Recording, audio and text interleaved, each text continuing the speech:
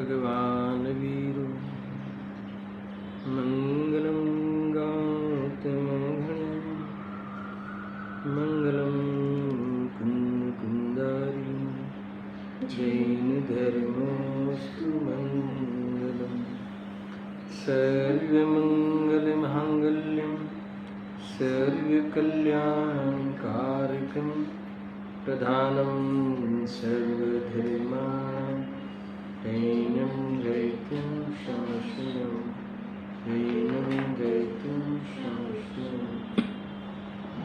नमस्मै साराय स्वानुभूत्या च काश्यते चित्से भावाय भावाय सर्वे भावान्तरचे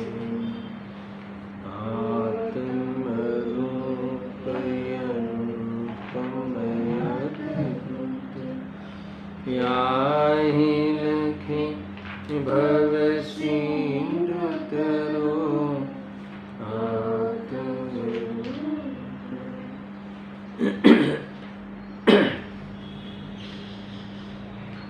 समय सार मोक्ष विकार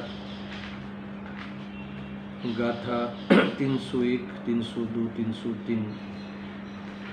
इस पर आचार्य अमरचंद्र देव की टीका और भावार्थ हमने स्वाध्याय कर लिया है। आज तात्पर्य वृत्ति पर विचार करते हैं। इसमें आचार्य देव कहते हैं कि जो अपराध करता है वह विचलित रहता है, निशंक जीवन नहीं जी सकता और इस प्रकार से उपयोग को भी वहाँ बांधता है और कर्म के बंध का भी कारण बनता है। बात ये थी कि अपराध क्या है, तो यहाँ कहते हैं कि परद्रव्य को अपना मानेगा, परद्रव्य के साथ एकत्व ममत्व कर्तृत्व बुद्धि करेगा, भोक्तृत्व आदि, ये सबसे बड़ा अर्थात यही एकमात्र बड़ा गुनाह है अपराध। और इसके कारण तू हमेशा अनसिक्योर फील करेगा, विचलित रहेगा, ये यहाँ कहा। और जो निरपराधी होते हैं, वितरागी होते हैं, वेदज्ञानी होते हैं, सम्यक ज्ञानी होते हैं, राग द्वेष रहित जो हो जाते हैं, मैं चैतन्य स्वरूप हूँ ऐसा अनुभव करते हुए परद्रव्य का लक्ष्य छोड़ देते हैं, वे निशंक रूप से दुनिया में रहते हैं, अर्थात आनंद में रहते हैं। इतनी बात आई थी। अब इसी बात को लेकर खूब चर्चा हुई है, तो मैंने आपको विषय अनुसंधान के लिए कहा। तात्पर्य वृत्ति में पहली 2 पंक्ति तो मैंने कल ली थी, थोड़ी सी पुनः लेता हूँ। इसमें 2 बातें कही है पहले, यानी हम इस टीका में क्या बताने वाले हैं, इस टीका में हम क्या बताने वाले हैं, उस विषय की रजुआत शुरू में उन्होंने कर दी। क्या कहते सुनो। अब मिथ्यात्व रागादि प्रभावों को अपने रूप करने से जीव बंधता है और वितराग परम चैतन्य लक्षण रूप स्वस्वभाव को स्वीकार करने से जीव मुक्त होता है, ऐसा बतलाते हैं। इस बात को, इस भाव को हम खोलने वाले हैं, है ना। इसका हम विस्तार करेंगे, ठीक है। सामान्य चर्चा कल हुई थी, फिर से कह रहा हूँ कि जब मिथ्यात्वादी जो रागादि भाव है उसको अपने रूप करना माने क्या, उसे अपनाना, अर्थात उसे उपादेय मानना, अर्थात मिथ्यात्व सहित राग द्वेष रूप जीवन का स्वीकार होना। पर भावों में, रागादि भावों में एकत्व बुद्धि पूर्वक वर्तना, ख्याल में आया ना क्या कहा, पर भावों में एकत्व बुद्धि पूर्वक, उपादेय बुद्धि पूर्वक, कर्तव्य बुद्धि पूर्वक उसमें क्या करना, वर्तना, ठीक है। तो उसमें गलत नहीं लगना, वही जीवन लगना। ये यहाँ कहते हैं कि उसके कारण जीव बंधता है। भावासन करो, क्यों बंधता है। मान लो कि तुम्हें कोई पदार्थ इष्ट लगा, सुनना मैं विस्तार करके बताता हूँ। कोई पदार्थ इष्ट लगा होता नहीं, कोई पदार्थ इष्ट अनिष्ट होता नहीं, लगता है यही भूल है। हमें ऐसा लगता है कि मेरे लिए इष्ट है। अब इष्ट लगा तो अब वहाँ उसके प्रति आकर्षण पैदा हुआ, तो उस आकर्षण को लेकर हमारा जो वर्तमान उपयोग है उसमें वर्तने लगा, रमने लगा, है ना। ये हो गया बंध। अब किसी द्वेष ले लो, कोई पदार्थ अनिष्ट लगा तो उसको हटाने का भाव, है ना, तो उसमें उपयोग लगा रहा, तो ये हो गया बंध। इस प्रकार से बंधता है। इसका फल क्लेश के कारण आकुलता है और विचलित रहता है। निरंतर पराधीनता के कारण, परद्रव्य की आशा अपेक्षा के कारण, है ना, वह परद्रव्य स्वाधीन होता है, फिर भी अपेक्षा के कारण इतना ही चिंतित रहता है, विचलित रहता है, उसको लेकर, परद्रव्य को लेकर हमेशा चिंता में रहता है। ये बंध तत्व में इसकी खूब चर्चा आई थी। तो ये क्या हुआ पता है? ये क्या कह रहे हैं? ये अपराध है। ये ऐसा जीवन जीने वाला जीव अपराधी है और ये परिणाम जो है वो अपराध भाव है।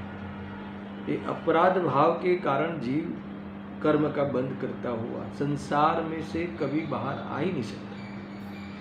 बहुत सिंपल भाषा में ये मैंने पहला पहलू बताया। अब आचार्य देव कहते हैं, और वितराग परम चैतन्य लक्षण रूप स्वस्वभाव को स्वीकार करने से, स्वीकार करने वाली बात रखी, वो पुरुषार्थ हो गया।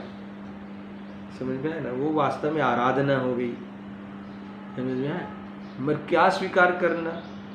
अपने स्वस्वभाव को, अपने को, चैतन्य को अपनाना। कैसा है वो, कैसे पहचाने? तो आगे लक्षण दिया। कौन सा लक्षण है? चैतन्य लक्षण। ठीक है, चैतन्य लक्षण के द्वारा, अपने स्वस्वभाव लक्षण के द्वारा अपने को पहचानना, यही स्वीकार करना है। मगर वो चैतन्य लक्षण कैसा है? पूर्व में क्या लिखा है? विशेषण परम है। ये चैतन्य लक्षण जो उपयोग कैसा है? परम है। परम यानी पवित्र, शुद्ध, कोई मिलावट नहीं, जिसमें, जिसकी स्वच्छता में पदार्थ झलकते हैं, ऐसी चेतना उपयोग है। हमारे इस उपयोग में पदार्थ, उसकी स्वच्छता में पदार्थ क्या झलकते हैं, यही इसकी स्वच्छता है, यही उपयोग की पहचान है, यही इसका परमपना है, यही इसका पवित्रपना है। समझ में आया? फिर आगे और एक विशेषण लगाया। कौन सा लगाया? वीतराग। तो और कैसा है उपयोग? ये सब कुछ झलकने पर भी, सुनना बहुत बड़ी बात है, सब कुछ झलकते हुए भी वह उस ज्ञान को, उस उपयोग लक्षण में कोई पक्षपात नहीं, कोई भेदभाव नहीं, उसे कुछ एतराज नहीं। उसमें 1 करोड़ का हीरा झलके या मान लो कि कोई गटर की गंदगी झलके, तो ज्ञान तो निर्मोही है, ज्ञान तो वितरागी है, स्वभाव से ही वितरागी है। क्योंकि उसे, जैसे मैंने कई बार लिया था ना स्वपट प्रकाशक के प्रकरण में, कि सूर्य प्रकाश, जो प्रकाश को प्रकट करता है, सूर्य प्रकाश जब प्रकट होता है तो वो भेदभाव नहीं करता कि मैं पाकिस्तान को नहीं प्रकाश हूँ, भारत को ही प्रकाश हूँ, ऐसा भेदभाव नहीं करता। और सब उसमें जो प्रकाश में आवे उसमें उसको कोई ऐतराज़ भी नहीं। और कहीं कोई मर रहा है, कहीं कोई जी रहा है, कहीं कोई, है ना, बहुत परेशान है, कहीं कोई, है ना, आराधना करता है, कहीं कोई बहुत भोगों में रह रहा है, मगर इसको कोई हर्ष शोक नहीं है सूर्य के प्रकाश को। तो ज्ञान भी ऐसा है। इसलिए ज्ञान स्वभाव से ही कैसा है? वितराग। आया क्या? मैं कल बता रहा था, आपने सुन नहीं पाए थे। ये वितरागता है, ये वितराग है, यानी इतना, ये गजब की बात है। शुद्ध है यानी परम है, वितराग भाव यानी साक्षी भाव, इसको ही साक्षी भाव कहते हैं। वास्तविक आत्मा का स्वभाव ऐसा है, और वो लक्षण जो है, वो लक्षण इस बात को सिद्ध करता है। तो फिर तकलीफ कहाँ आई? तकलीफ कहाँ है? जानने में आई क्या? नहीं, जानने में आ रहा था सब, तो वो जानने का स्वभाव मेरा है वो भूल गया, बस फिर वहाँ तकलीफ चालू। सुनना, पहले तकलीफ समझ लेते हैं, फिर तकलीफ दूर करने की बात। क्या भूल गया कि जान ये स्वच्छ हूँ, शुद्ध हूँ, परम जो हूँ, फिर वितराग रूप स्वरूप है मेरा, ऐसा जो ज्ञान स्वभाव जो है प्रगट है, ऐसा ज्ञान स्वभाव प्रसिद्ध है, ऐसा ज्ञान स्वभाव अपने त्रिकाली ध्रुव को प्रसिद्ध कर रहा है, अपनी पहचान बता रहा है, फिर भी हमारा ध्यान वहाँ मोह के कारण नहीं गया और इसे तिरोभाव कर लिया, ढंग दिया, यानी ध्यान छोड़ दिया, ध्यान में ही नहीं लिया। और हमारे में जो पदार्थ झलकी उसमें हमने उपयोग को लगा दिया, ये संसार खुला, समझ में। अब यहाँ कहते हैं कि वो साइड छोड़ो, अगर कोई जीव इस कहा, ये देखो पढ़ता हूँ, वितराग परम चैतन्य लक्षण स्वस्वभाव, उस रूप स्वस्वभाव को स्वीकार करना, बस स्वीकार करना है। अब स्वीकार में क्या करना, ये स्वीकार शब्द बड़ा जबरदस्त। स्वीकार, स्व पढ़ा है ना इसमें, स्वीकार क्या करते हो, स्वीकार करने में क्या करते हो आप? मैंने पहले भी उदाहरण दिया था ना, वो शादी में वो बेटी के माँ बाप जब कहते हैं ना उस जमाई को या उस जमाई के माँ बाप को, आप हमारी बेटी को स्वीकार कर, तो आप क्या करते हैं? आज से हमने इस बेटी को अपने घर की बेटी या बहू मानते ही है ना, तो इसका नाम स्वीकार। तो स्वीकार में ये है स्वीकार, स्व शब्द है ना, स्व, अपना लो, अपना मान लो, अपना लो, इसका अर्थ अपना मान लो। अपना मान लो इसका अर्थ क्या? इसके सुख दुख तुम्हारे, लोक में तो यही ना, इसके सुख दुख के जिम्मेदार तुम, ऐसा ही होता ना। तो ऐसे ही यहाँ स्वीकारो, क्या स्वीकारना है? यही मैं हूँ ऐसा स्वीकार, मेरे सुख का कारण ए, मेरे जीवन भरण पोषण का कारण ए, कौन? चैतन्य स्वरूप, मेरे अस्तित्व का कारण, मेरे चेतनता का कारण ए यानी ए चैतन्य लक्षण रूप जो परम है, जो वितराग है, ऐसा चैतन्य लक्षण रूप स्वस्वभाव, ये मेरे स्वभाव से युक्त ऐसा स्वभाववान, ये ही मेरी पहचान, ये ही मेरी हस्ती, ये ही मेरी वास्तव में अस्थि, जो भी समझ लो। तो इस प्रकार से करेगा तो ये क्या हो गया? निरपराध हुआ, तो दोष ही नहीं होंगे। जो पर को अपना मानने का दोष था वो चला गया। तो ऐसे जीव उसी समय से फिर 2-3 घंटे के बाद या 2-4 भव के बाद में उसी समय से मुक्त हो गया। दृष्टि से मुक्त हो गया कि नहीं? तो दृष्टि मोक्ष, सम्यक दर्शन की प्राप्ति होगी। अपने मुक्ति का, संपूर्ण मुक्ति का प्रारंभ हो गया, वास्तव में मोक्ष मार्ग में आ गया, प्रस्तुत हो गया। बहुत गजब की बात ऐसा बतलाते हैं। ये बात हमें खोलनी है। आपको कुछ भी समझ में नहीं आवे तो ये जो हमने खुलासा किया वो खुलासा आप अभी से नक्की कर लेना। फिर भी अगर खुलासा नहीं हुआ हो तो हम दृष्टांत देते हैं, पुनः फिर इस दृष्टांत पे आ जाएंगे। अब सुनना, देखो मूल बात इसको ऐसा आचार्य देव ऐसा सिद्ध करते हैं कि वो अपराध में जीव संकित होता है, अपराध में जीव निशंक नहीं होता। अपराध करता है वो जीव कभी चैन से नहीं बैठ सकता, भले कोई देखा नहीं, कोई देखे नहीं तो भी।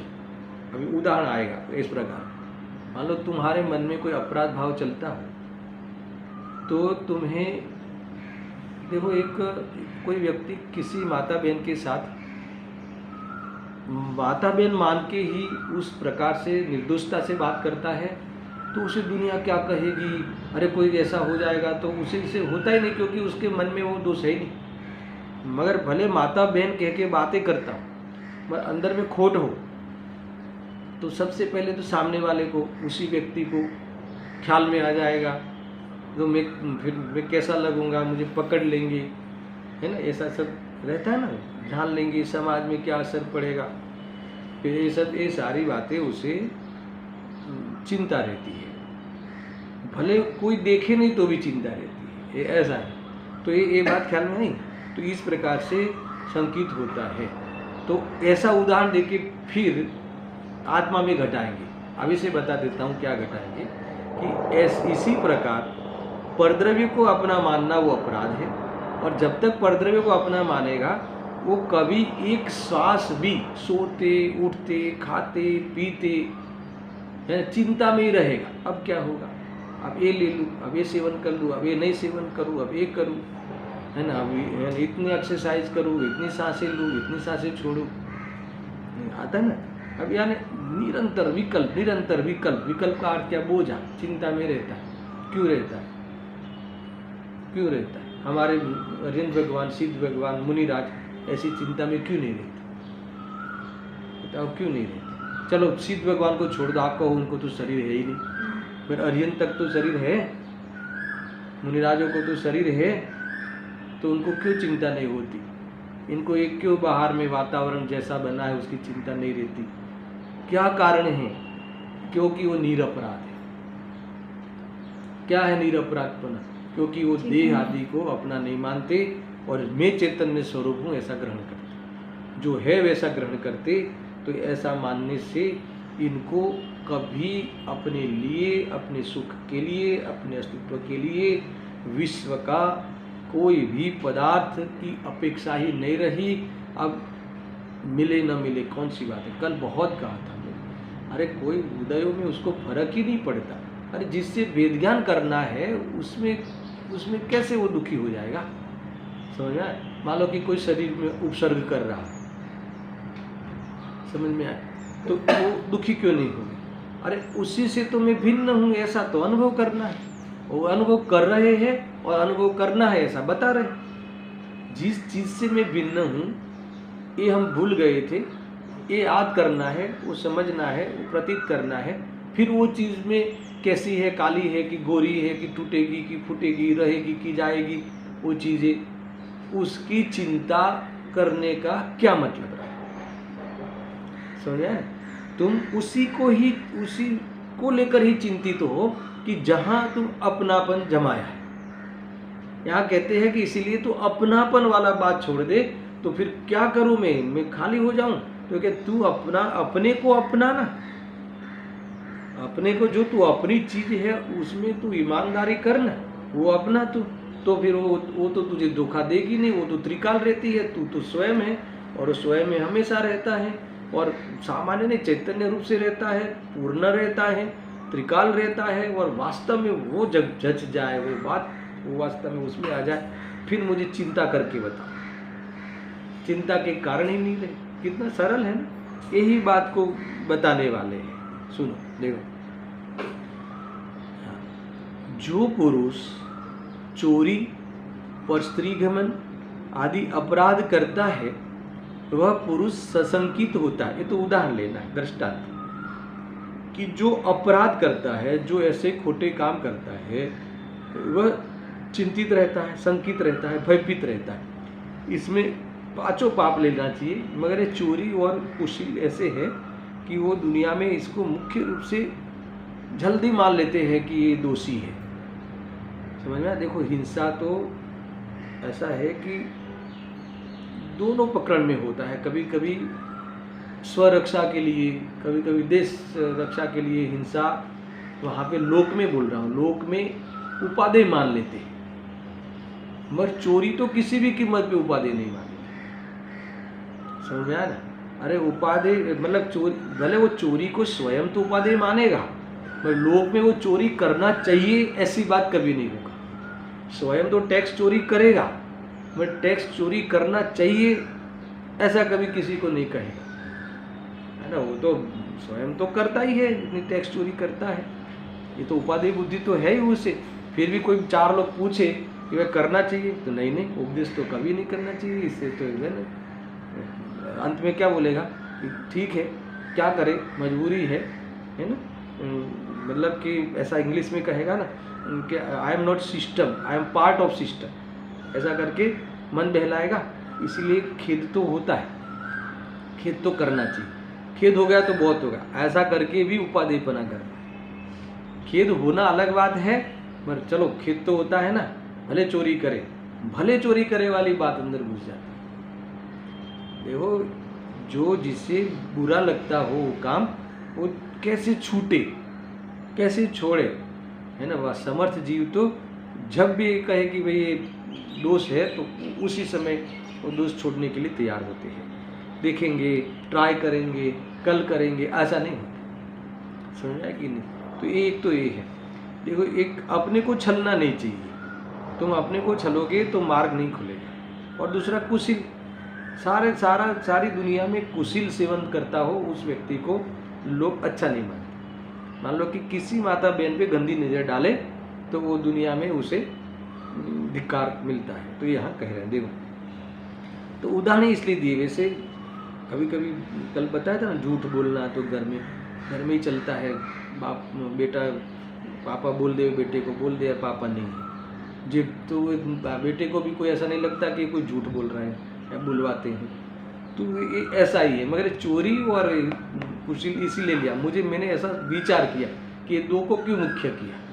देखो, परिग्रह को कोई जल्दी गुनाह मानने तैयार नहीं होता। ऊपर से वो तो क्वालिटी मानते हैं, और जोड़ो और जोड़ो और जोड़ो और जोड़ो, बराबर। मगर ये चीज़, दो चीज़ें हैं। वैसे सब पाप है, लेकिन शास्त्र में वो ताकत है, वो बताते हैं वो पाप है, वो सारे 5 पाप खतरनाक है। और उसमें ऐसा उपयोग इसमें जब विशेष रहे तब वेदज्ञान की बुद्धि नहीं खिलती। वो मनता हो तब वेदज्ञान की बुद्धि खिलती है। और वेदज्ञान कर लेवे और उपाधि बुद्धि छूट जाए तो मोक्ष मार्ग में खड़ा हो जाए, और स्वरूप में जैसे जैसे बढ़े तो अभाव हो जाए। ऐसा है स्वरूप, जबरदस्त है। समझ में आया कि नहीं? ये तो उदाहरण की ओर से भी मैंने थोड़ी आपको बात कही, सुन। तो क्या कहते हैं कि जो पुरुष चोरी, परस्त्रीगमन आदि अपराध करता है वह पुरुष सशंकित होता है। सशंकित होता है यानी चिंतित होता है, शक रहता है, अब क्या होगा, अब क्या होगा, अब क्या होगा, कोई जान लेगा तो क्या होगा, पाप बंद हो जाएगा तो क्या होगा। इससे तो नबी पंडित जी ने कहा था कि नरक का बंद होता है, अभी चिंतित रहता है। मगर चिंतित रहता है मगर छोड़ना नहीं चाहता, वो अलग बात है। ये तो उदाहरण है, मुझे ज़्यादा नहीं उलझना इसमें। देखो, किस रूप में संकित होता है, लोगों कैसा संकित होता है, कैसी चिंता होती है। लोगों में घूमते हुए किसी कोतवाल आदि के द्वारा बांध न लिया जाओ, है ना, ऐसा पकड़ा ना जाओ। यही तो रहती है ना। चोरी करता है वो हमेशा, ऑफिस में बैठा बैठा कोई आ जाएगा, कोई देख लेगा ये हमारा खोटा कारोबार चल रहा है, किसी कोई पकड़ लेगा, कितनी चिंता है ऐसा। कोई पकड़ लेगा तो किस कारण से मान लिया ना जाओ, चोर है ऐसा मानकर। इस प्रकार अन्वय दृष्टांत गाथा पूर्ण हुई। ये अन्वय दृष्टांत क्या है? अन्वय दृष्टांत और व्यतिरेक दृष्टांत अस्ति नास्ति की मुख्यता से, वो व्याकरण की भाषा है। अन्वय दृष्टांत यानी ये होगा तो ये होगा, और ये नहीं होगा तो ये नहीं होगा, वो व्यतिरेक नास्ति वाला। यानी अपराध होगा तो संकित होगा, और अपराध नहीं होगा तो निशंक ही होगा, संकित नहीं होगा। तो वो व्यतिरेक वाला उदाहरण हो गया, ये अन्वय उदाहरण हो गया, वो व्याकरण की भाषा। ये नियम हो जाता है, व्याकरण में दृढ़ता मिलती है कि कोई कहे कि नहीं एक ऐसा अपराध, चलो अपराध है वो आज पता चला, ठीक है ना, पहले तो ये अपराध है हम मानते ही नहीं थे, है ना। कैसे भी चतुराई से स्टेशन से बाहर निकल जाना बिना टिकट, ये तो हम क्वालिटी मानते थे। तुम अपराध नहीं मानते थे, मगर चिंतित तो रहते थे ना, चिंतित तो रहते थे ना। भले तुम्हें वो अपराध के रूप में स्वीकार नहीं हो, भले तुम अपनी पत्नी को अपना मानना वो स्वीकार, वो तुम्हें अपराध नहीं लगता हो, पर उसी को लेकर एंगेज तो हो ना। कहाँ एंगेज हो? क्लेश में। उसी को लेकर आकुलता में, आकुलता के कारण विकल्पों में, संकल्पों में तुम उलझे तो हो ना।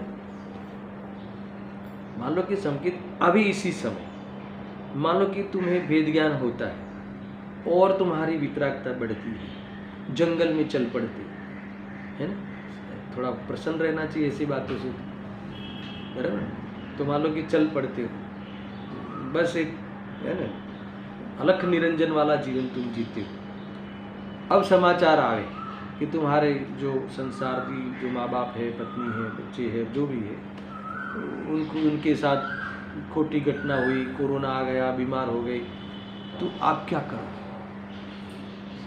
कितनी चिंता करोगे, कितना विकल्प करोगे? नहीं नहीं, उनको मैसेज देना, थोड़ा काढ़ा पी लेवे, थोड़ा ये कर लेवे, कहोगे क्या? अच्छा कहोगे तो क्या कहोगे?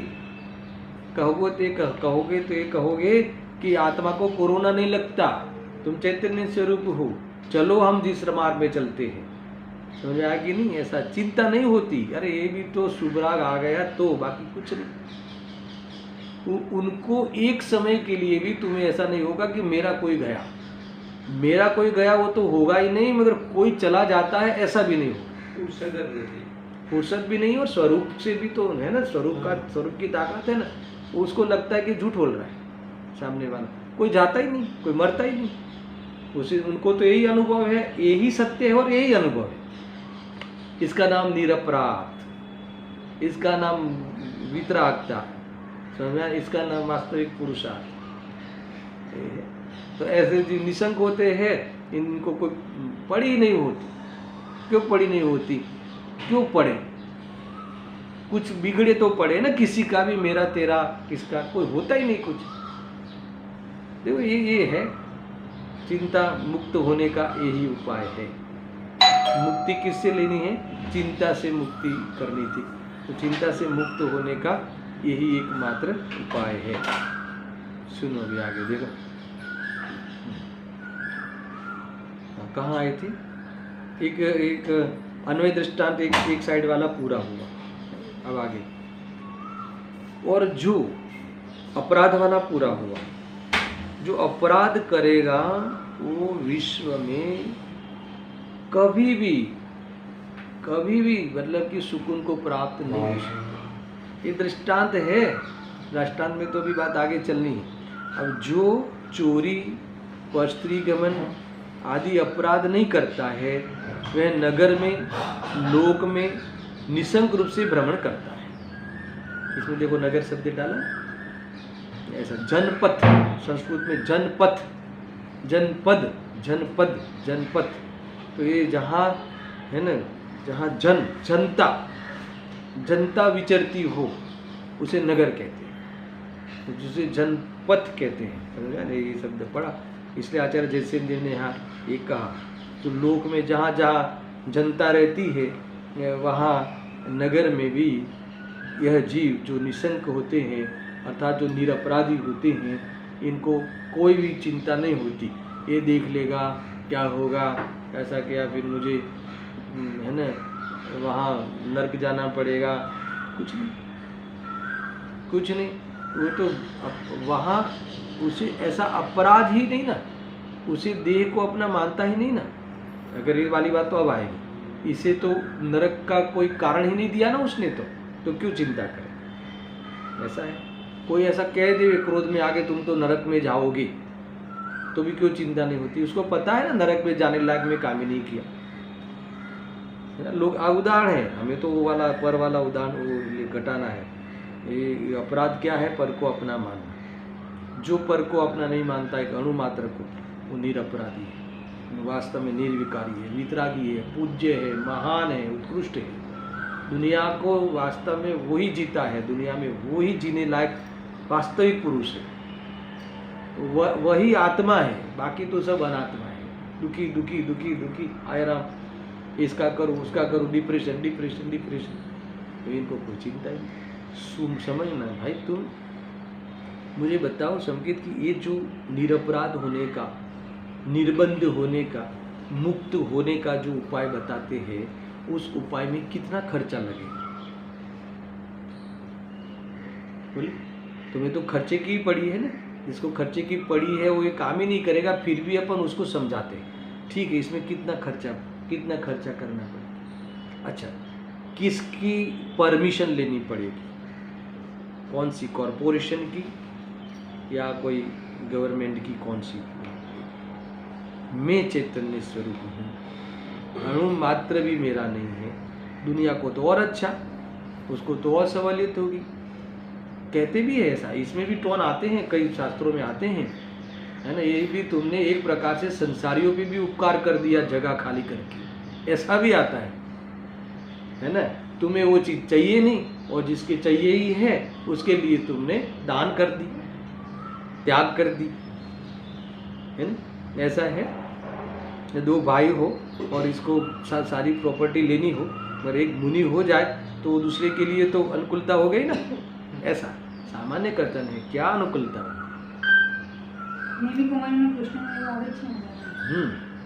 हाँ आता है वो, बराबर।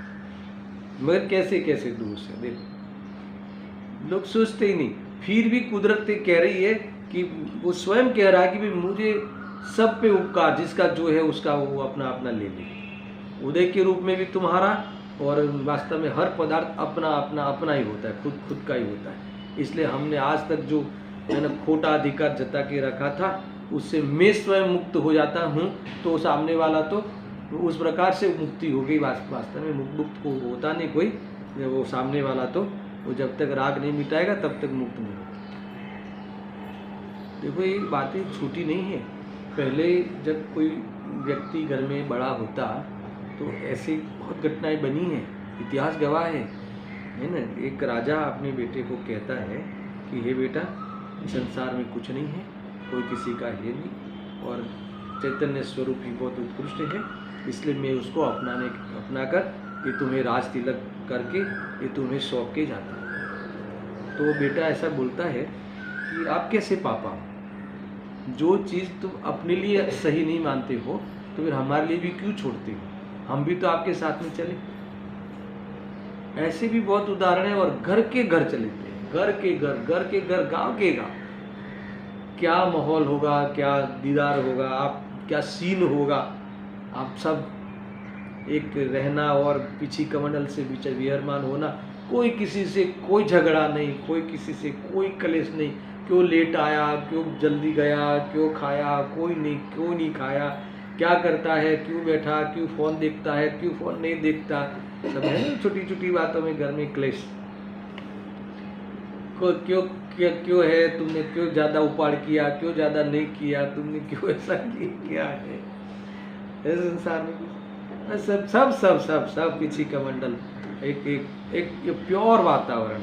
वास्तव में तुम सोचो एक बार, इस सीन तुम्हारे दिमाग पे, तुम्हारे ज्ञान पे विचार करके भी कैसा है।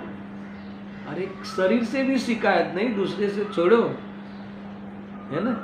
और उदय से शिकायत नहीं, शरीर से शिकायत नहीं, और वास्तव में शिकायत करने का समय ही नहीं। अभी भाई ने बताया, फुर्सत ही नहीं। पहले तो शिकायत करने का कारण ही नहीं, और कदाचित अस्थिरता जन्य राग हो, इसमें फुर्सत नहीं। स्वरूप में रहने बजाकर तुम सोचो। और ऐसे जीव को कोई कहे कि फिर वो तो देवारा निकल जाएगा। अरे तुम अभी देवारा निकाल रहे हो, फिर उसे तो यहाँ आना ही नहीं है। देखो सम्यक दर्शन हो जाए ना अभी, तो पंचम काल में इसी क्षेत्र में आना नहीं है, कुछ भाव बाकी रहे तो, है ना। ये सब जहाँ पुष्कल ग्रहित मिथ्यात्व की बोलबाला है, जहाँ एकमात्र मायाचारी की रिलम छेल है, पूरा पंचम काल का पूरा प्रभाव है कि नहीं। जीव को हानि पहुंचा के कमाई करने का लोभ चल रहा है, मरे तो मरे, हमें पैसा चाहिए, है कि नहीं। तो एक बार सम्यक दर्शन हो जाए तो यहाँ आएगा ही नहीं, नरकों में जाएगा नहीं, पंचम काल में आएगा नहीं, जाएगा तो कहाँ जाएगा, देव गति में जाएगा, मनुष्य गति में भी उत्कृष्ट क्षेत्र में जाएगा। फिर भी उसको कामना नहीं होती, उससे मतलब ही नहीं, चिंता होती ना, फिर आगे क्या, व्हाट नेक्स्ट। अरे इसके बाद नेक्स्ट वाली चीज ही नहीं रहेगी। चार गति में आना है उसको चिंता ना, हम आना ही नहीं। पंचम गति के जीव है, स्वरूप में रह के आनंद करेंगे। पंचम गति यानी गति रहित के जीव है, हमें गतियों का कोई काम नहीं, किसी क्षेत्र का हमें काम नहीं। एक बार तुम इसी में ताकत लगाओ, एक बार विचार करो, विचार की कोटि में तो लाओ। मैं इसलिए ये कह रहा हूँ कि अब समय पक गया है। अब बाहर से भी दुनिया भी का माहौल भी ये कह रहा है कि तुम्हारे लिए ये जगत है नहीं, समझा। तुम्हारे लिए ये सब घटनाएं का जीव तुम हो ही नहीं। समझ में आ रहा है कि नहीं। ये मतलब कि प्रकृति भी ये चाहती है, यानी एक प्रकार से बल मिले। कायनात, सारी कायनात भी चाहती है कि तुम देह से भिन्न अपने चैतन्य स्वरूप को जानो, और ये देह को बार बार मिला के, बार बार छोड़ने का शोक कर करके तुम अपने को अपनी चेतना को मूर्छित मत करो।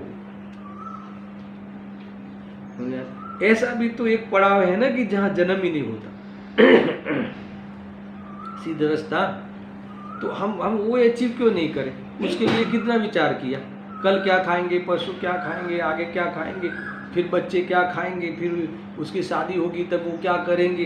तो इसके सारी चिंताएं और सारी व्यवस्थाएं तुम करते रहते हो, मगर वो सिद्ध दशा को मुझे अचीव करना है, तो ये अंतिम मेरा गोल है।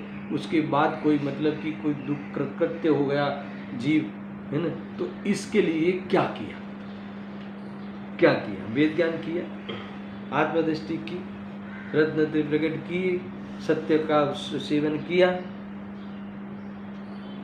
नहीं, कुछ नहीं किया। सुन लेते हैं बस, कैसे भी सुन लेते हैं और सुनने में थोड़ा अच्छा लगता है, बाकी तो हमारे पास बहुत काम है। क्या काम, क्या काम,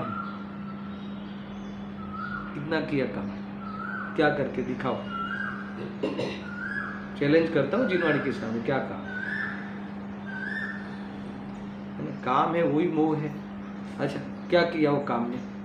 अभी तक तो किए ना, जिसके जितने हुए आप 25 वाले, 30 वाले, 35 वाले, 50 वाले, 60 वाले सब बैठे, किसने कितना किया काम करके? क्या क्या किया? 70 साल के बाद भी वो बोलता है अभी मुझे सेट होना बाकी। अब क्या है, अभी भी हम सेट नहीं हुए। अरे कभी सेट नहीं होते, बाहर में सेट होता ही नहीं जी, ये तुम्हें लगते रहेगा, तुम्हें बस ऐसा ही है भाई। समझने बराबर से, गजब की बात, कहाँ से कहाँ बात निकली, ऐसा है ना, गजब की बात है। वो नगर में, लोक में निशंक रूप से भ्रमण करता है, कौन अपराध नहीं करता। मैंने तो दृष्टांत पे ही चला जाता हूँ बार बार। यहाँ तो जो भूल नहीं करता, चोरी नहीं करता, परस्त्री सेवन नहीं करता, कुशील नहीं करता, तो नगर में उसे कोई चिंता है ही नहीं, बस कोई बस बिंदास किसी भी माता बहन के साथ बैठ के चर्चा कर सकता है, क्योंकि उसके दृष्टि में खोट नहीं है, उसे डर ही नहीं है, न लोगों का न बंधने का, क्योंकि उसके पास वो अपराधी नहीं है, इनोसेंट है लोक में, है ना, और दुनिया भी उसे बात करती है, इनोसेंट है।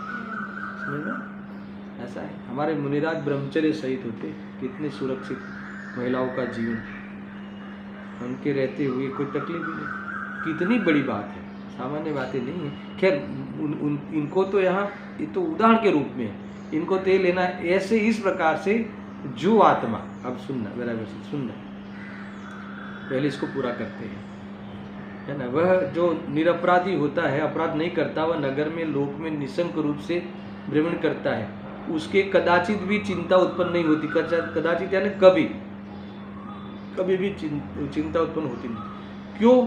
क्योंकि वह निरपराध है। किस रूप से चिंता उत्पन्न नहीं होती, यानी कैसी चिंता नहीं होती कि मुझे कोई पकड़ लेगा, मुझे कोई चोर मानेगा, क्योंकि है ही नहीं ना मैं चोर, मेरा बंद होगा, ऐसी कोई चिंता नहीं है। ऐसा देखो, चोर मानकर किसी के भी द्वारा मैं बांधा नहीं जाऊंगा, है ना, मुझे कोई पकड़ा नहीं जाऊंगा किसी से। क्यों? क्योंकि पकड़ा जाए ऐसा मैंने अपराध किए ही नहीं, ऐसा है। इस प्रकार व्यतिरेक दृष्टांत गाथा पूर्ण हुई, है ना। जो करूंगा नहीं मैं खोटा, तो मैं निशंक रहूंगा, मुझे कोई पकड़ेगा भी नहीं। इस प्रकार से दृष्टांत गाथाएं पूरी हुई। अब दृष्टांत में बीच बीच में दृष्टांत यानी जिसके लिए है वो तो मैंने कह ही दिया, फिर से पढ़ते हैं। देखो, जो जीव रागादि परद्रव्य का ग्रहण या स्वीकार करता है, वह स्वस्वभाव से च्युत होकर सापराधी होता है ना। देखो, अपराध और अपराधी, अपराध और अपराधी, अपराध मोह राग द्वेष, परद्रव्य को अपना मानना, है ना, अपने को परद्रव्य का मानना, एक दूसरे के बीच में कारण कार्य का ख्वाब देखना, कारण कार्य का की कल्पना करना, आधार आदि की कल्पना करना। ये कहते हैं कि ऐसा व्यक्ति दुनिया में मोस्ट वांटेड है। क्या है? मोस्ट अपराधी है। नहीं ख्याल में, मोस्ट वांटेड यानी कर्म के लिए वो मोस्ट वांटेड है। कर्म आके पकड़ते हैं उसको, चिपकते हैं। ऐसा है। अभी इसमें हम आवे कि नहीं आवे, वो अपना अपना देख लेना। मोस्ट वांटेड मालूम है, बंधन को प्राप्त होता है, कि कितने अनंत है ना पंचपदकल परावर्तन, कीड़े मकोड़े ये तो दिख रहे हैं, है ना, इससे भी हीन दशा है, ये सब इसमें तुमने अपने को बांध लिया, ये आत्मा के लिए हमेशा दुख मिले ऐसा ये प्रयास हो गया। इतना मानने से मात्र से कितना देहादि मैं हूँ, आधारादे कारण कार्य हमारे बीच में, तेरे कारण मैं, मेरे कारण तू, इतनी बात को लेकर आपको शर्म नहीं लगती? इतनी सी भूल को, इतनी कोई बड़ी भूल है? अरे तो भूल क्या, अपराध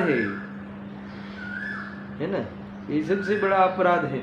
तो इसके कारण जीव बढ़ता है। देखो ये तो दूर दूर तक समुद्र में देखो, और कोई बीच समुद्र में कोई पक्षी ऐसा जो भी बोल रहा है ना, पक्षी उड़ता हो, उसे कुछ लगा, वहाँ क्या आधार इसका, कैसे होगा? तुम समझो, कहीं जंगल में वन में तुम कोई सांप बन के जन्मे, कहीं ये जन्मे, क्या आधार किसका? मरना ही मरना है, शिकारियों के द्वारा मरना ही मरना है। मरना यानी उस पर्याय को तुम्हें छेद मिलेगा जिस पर्याय को तुम अपनी मान के बैठे हो। ऐसे हर पर्याय में मैं ये बता रहा हूँ, वैराग्य जैसी चीज़ है, आ जावे कि क्या मतलब है। तो ये कह रहे हैं कि जब तक तुम अपना मानोगे, जब तक तुम एकत्र करोगे, तो तुम्हें ऐसे अवसर प्राप्त होगा कि उस वहाँ उत्पन्न होगे, फिर वहाँ छूटोगे, यानी छूट जाएगा वो, फिर वापस उत्पन्न होगे, फिर यही होता है। और इसमें क्या होगा? ठीक है साहब, ऐसा होने दो, इससे क्या होगा? इससे तुम कितना चिंतित हो। जब उस सर्प के शरीर में तुम जाओगे, तुम्हारे वो मदारी पीछे पड़ेगा, तो तुम इतना भागोगे जान से कि मुझे पकड़ लेगा, ये मुझे पकड़ लेगा, मुझे पकड़ लेगा, ऐसा करके कहीं नाली में, कहीं दर में घुसते रहोगे, वहीं मर जाओगे पटक। तुम सोचो, इसके बारे में सोचते ही नहीं। ये थोड़ा सा 5-10 साल का मिला है, क्या खाएंगे, क्या पिएंगे, क्या उड़ेंगे, क्या उड़ेगा, क्या पीना, क्या है? हवा खाना, ये खाना, थोड़ा हवा चाहिए, गर्मी लगती है, क्या है? अरे कुछ होता ही नहीं यार। चैतन्य स्वरूप कुछ तुम एक बार ग्रहण तो करो, वहीं से तो सोचो। होने तो शरीर में अपना काला गोरा फीका, है ना, जैसा भी होना हो, जैसा ये होता ना, वृद्ध हो, जहाँ जर्जरित होना, होने तो उसकी सुशोभित पर्याय होने लायक होता है। ये चला गया, वो चला गया, ऐसा है कुछ नहीं। ऐसा है। कल भावेश भाई से भी बहुत बात हुई थी इसके बारे में, उनकी फोइबा का हुआ ना, सुरेखा बहन का, ब्रह्मचारी बहन, तो हमें चिंता हुआ, तो होना ही था ना। वो आया है, शरीर में आया है। लोग में कहते हैं जे आवे छे ते जाए छे, जे जन्मे छे ते मरे छे। तो जो जन्म के रूप में हुआ, तो वो मरण के रूप में होगा ना अपने स्वकाल में। उसमें न होने जैसा क्या हुआ है ना? अगर उससे आत्मा मर जाता और उसमें आत्मा नष्ट हो जाता, अपना अस्तित्व खो देता, तो हम शिकायत लेके जाते भगवान के पास। ये आपने तो बताया था ना कि आत्मा अनादि अनंत है, देखो ये क्या हो गया। और ऐसा होता नहीं। ऐसा होता तो ऐसा बताते नहीं कि अनादि अनंत है। समझ में नहीं, तो बता अनादि अनंत है। तो ये कह रहे, मगर तुम्हें स्वीकार नहीं करोगे, तो ये अपराध से नाना प्रकार के जन्म मरण होते रहते हैं। हमने कभी इस बारे में सोचा है? ये थोड़ी सी 5-25 साल के जीवन की, और वो भी तेरे हाथ में कहाँ है? करो प्लान। मुझे सुबह में विचार आया कि जैसे जो इस देश का प्राइम मिनिस्टर है, पीएम है, जो भी है, तो ये सब ये व्यवस्था करता है ना कि 10 साल का प्लान, फिर 20 साल का प्लान, फिर 30 साल की योजना है, फिर 50 साल की योजना है। तो मुझे विचार आया कि जो 70 साल, 60 साल, 65 साल के तो होते हैं सभी नेता, अभी वो प्लान करते हैं, तो उनके पता नहीं होगा कि अभी 5 साल के बाद, 1 साल के बाद, 1 क्षण के बाद मैं रहूँगा कि नहीं रहूँगा। तो अब इतनी बड़ी योजनाएं है ना, 10 साल के बाद ये योजना, फिर ये ऐसा होगा, भारत देश ऐसा होगा, अमेरिका जैसा बन जाएगा, वैसा हो जाएगा, ऐसा हो जाएगा। तो ये कभी सोचता है कि इसके बाद मैं रहूँगा कि नहीं रहूँगा यहाँ? कभी ऐसा सोचा? एक बार उसको क्लिक हो जाए कि 10 साल के बाद भारत ऐसा होगा, पर मुझे तो अगले साल जाना है, डॉक्टर भी कह रहा है और तबीयत अच्छी नहीं रही, अब वो 10 साल की योजनाओं का क्या निकलेगा? तो तुमने अनंत काल तुम रहने वाले हो कहीं न कहीं, तो वो अनंत काल रहने वाले हो तो उसकी व्यवस्था क्या करी है? तो इसकी व्यवस्था ऐसी ही की गलती से कि फिर मुझे और कहीं शरीर मिलेगा, फिर ऐसा मिलेगा, फिर वहाँ 50 साल के लिए मैंने अभी बुक कर लिया है ना। विद्यमान आयु भोगने की आयु 70 है, तो 70 में अगले विद्यमान आयु बांध लेते हैं और फिर वापस चलो। फिर वो 60 साल वो भूल जाता है मैं 60 साल में ही बांध के आया हूँ। अब 60वां साल आता है, जाने का समय आता है, तो अब तो रुकना है। अरे तू नक्की करके आया है, बांध के आया है 60 साल के लिए इधर रहना नहीं, इधर दुखी होना, ऐसा रहना वहना कुछ नहीं होता। फिर वापस 100 साल फिर स्वर्ग में जाके दुखी होना, फिर नर्क में जाके दुखी होना, फिर करोड़ों साल फिर वो पेड़ में जाके दुखी होना। क्या इस जीव ने अपनी बर्बादी करी, क्या अपने मतलब नुकसान किया, देवाला निकाले इसमें क्या है? समझ में आ रहा है कुछ? सापराधी अपराधी बनकर घूम रहा है, ऐसा कह रहे देव। फिर ये अपराधी यहाँ संकित होता है, किस रूप में संकित होता है बताया है, कैसा होता है देखो। थोड़ा शास्त्र स्वाध्याय भी हो या कहीं सुना हो तो ऐसा देखो, मैं ज्ञानावरणादि कर्मों से बांध लिया जाऊंगा, यानी उन कर्म से बंधूंगा। देखो भले किसी को ज्ञानावरणादि नाम खबर नहीं हो, पर सारी दुनिया कर्म से कर्म बंधेंगे, खोटे कर्म बंध पड़ेंगे, ऐसा तो मानता ही है। भले देखे नहीं हो, मानता कि नहीं मानता, तो उससे भयभीत रहता है ऐसा। तब कर्म बंध से भयभीत वह, अब सुनना, तब कर्म बंध से भयभीत वह प्रायश्चित प्रतिक्रमण रूप दंड देता है। अब ये क्या लिख दिया, अभी एक खतरनाक बात है ये, यानी देखो विष कुंभ और अमृत कुंभ वाली बात अब धीरे धीरे आने वाली है, पर ऐसी भाषा में लिखा है कि हमें पता नहीं चलता क्या लिख रहे हैं आचार्य जी। देखो, तब कर्म बंध से भयभीत वह प्रायश्चित प्रतिक्रमण रूप दंड देता है, दंड शब्द लिखा है, तो इसे फिर वो दंड देता है, यानी कोई काम करे तो प्रायश्चित लेने का दंड, प्रायश्चित में दंड देता है, प्रतिक्रमण का दंड देते हैं ना, तो फिर वापस भूल करता है, फिर प्रतिक्रमण ले लेता है, प्रायश्चित ले लेता है, फिर वापस भूल करता है।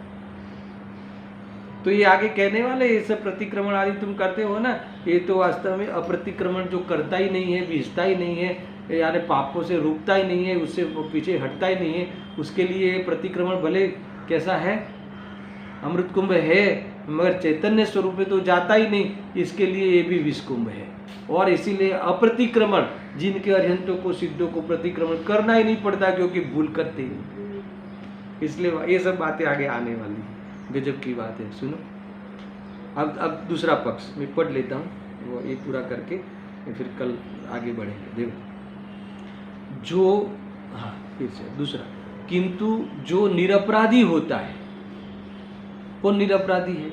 जो रागादि को अपना स्वभाव नहीं मानते, देह से भिन्न अपने चैतन्य स्वरूप का अनुभव करते हैं, कभी देह को लेकर जीने का कसम नहीं खाते, कभी देह को लेकर मैं जीऊंगा ऐसा भ्रम नहीं करते, है ना। ऐसी दुष्टता जिनके नहीं है वो निरपराधी है। जब शरीर से मेरा जीवन है ही नहीं, तो अगले मिले या नहीं मिले, कैसा मिले, इसकी क्या चिंता।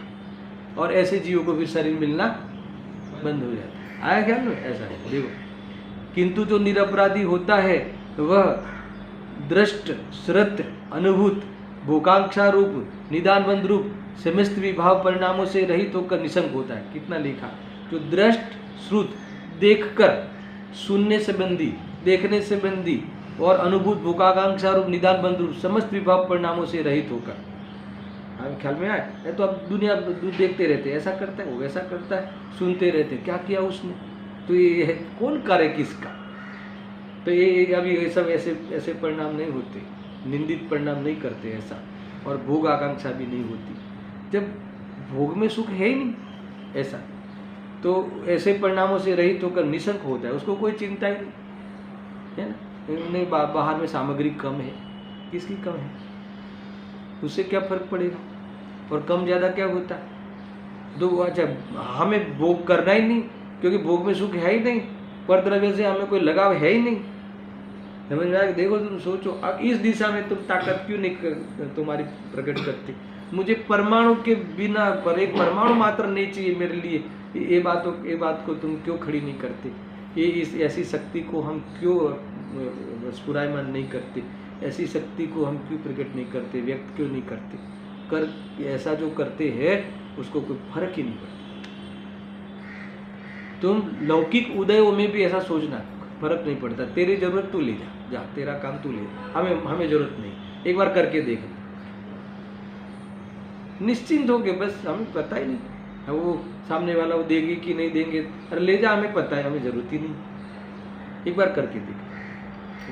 देखो जो भी बाहर में उदयगत में तुम्हारा चिंतन चलता हो लौकिक दृष्टि से भी, और अंदर की ये शक्ति तुम्हारी अगर चलती हो अंदर यानी अभिप्राय में, वो जी बहुत छोटा होता है, बहुत आनंद में होता है। ऐसा किस रूप में निशंक होता है, ऐसा पूछने पर कहते हैं रागादि अपराध रहित होने के कारण मैं किसी कर्म के द्वारा भी नहीं बंधा जाऊंगा, इसलिए वह प्रतिक्रमण आदि दंड के बिना भी अनंत ज्ञान आदि में निर्मल परमात्मा भावना से ही शुद्ध होता जाता है। यानी प्रतिक्रमण आदि हमें क्या करना, मैं ऐसी क्षमा मांगने की बात ही नहीं है ना, तो ये भाव करते ही नहीं है इस प्रकार से। तो फिर क्या करते हैं, इसके बिना, प्रतिक्रमण आदि के बिना, तो फिर करते क्या है, अनंत ज्ञानादि में निर्मल परमात्मा भावना से ही शुद्ध होता जाता है। परमात्मा भावना यानी निर्विकल्प दशा से ही आनंद बढ़ाते जाता है, और तो इस प्रकार से निरपराधी को बंध नहीं होता है ना। इस प्रकार से अन्वय व्यतिरेक दृष्टांत गाथाएं पूर्ण हुई। अब कल पुनः ये अपराध क्या है करके 2 गाथाएं और लिखी है, गजब की बात है।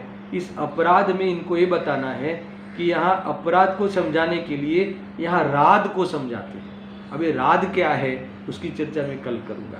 अपराध अपोजिट है ना, राध को अप शब्द लगा दो तो राध का विरोधी हो गया, यानी अपराध में से अप शब्द निकाल दो तो अपराध के विरोधी हो गया। तो अपराध भाव क्या है, राध भाव क्या है, और वो राध भाव को विनष्ट करना ही अपराध भाव है। ऐसी बात करके बहुत सुंदर चर्चा आचार्यों ने रखी है, उसकी चर्चा कर। सहजानंदी शुद्ध स्वरूपी अविनाशी आत्मस्वरूप, सहजानंदी शुद्ध स्वरूपी अविनाशी आत्मस्वरूप।